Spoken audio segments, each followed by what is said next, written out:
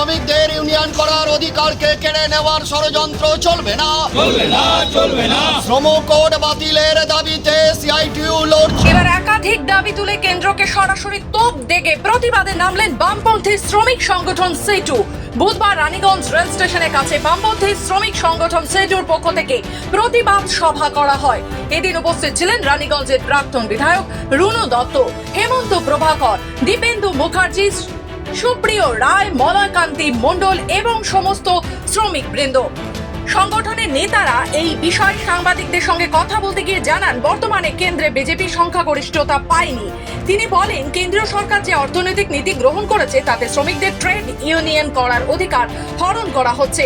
মূল্যস্ফীতি বাড়ছে, কর্মসংস্থানের নামে বেকারের সংখ্যা বাড়ছে, অগ্নিবীরের অস্থায়ী কর্মসংস্থানের কোনো ব্যবস্থা না থাকায় স্মার্ট মিটারের নামে বিদ্যুৎ বিক্রি করা হচ্ছে। এছাড়া নতুন পেনশন নীতি বাতিল করে পুরনো পেনশন নীতি পুনরায় কার্যকর করার দাবি জানিয়ে বলেন, কেন্দ্রীয় সরকার হোক বা রাজ্য সরকার, উভয় সরকারের নীতি জনবিরোধী এবং কিছু পুঁজিপতিদের সুবিধার জন্য তৈরি করা হয়েছে। তিনি বলেন, আজ সারা দেশের পাশাপাশি রানীগঞ্জেও প্রতিবাদ দিবস পালন করা হচ্ছে। কেন্দ্রীয় ও রাজ্য সরকারের কঠোর সমালোচনা করে কেন্দ্রে বরং এনডিএ সরকার চলছে, কিন্তু নীতি আগের মতোই, জনগণকে লুট করা হচ্ছে। আজকে গোটা দেশ জুড়ে সিআইটিইউর ডাকে প্রতিবাদ দিবস হচ্ছে।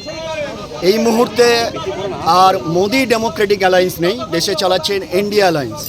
মোদি সরকার নির্বাচনী বার্তা বহন করে আজকে এককভাবে মোদির সেই রাজ নেই, এখন তিনি হচ্ছে যে এনডিএর গান গাইছেন, কিন্তু নীতি একই আছে। শেয়ালের রং নীলই হোক আর কালো হোক, শেয়াল একই কথাই হচ্ছে হুক্কা হুয়া করে।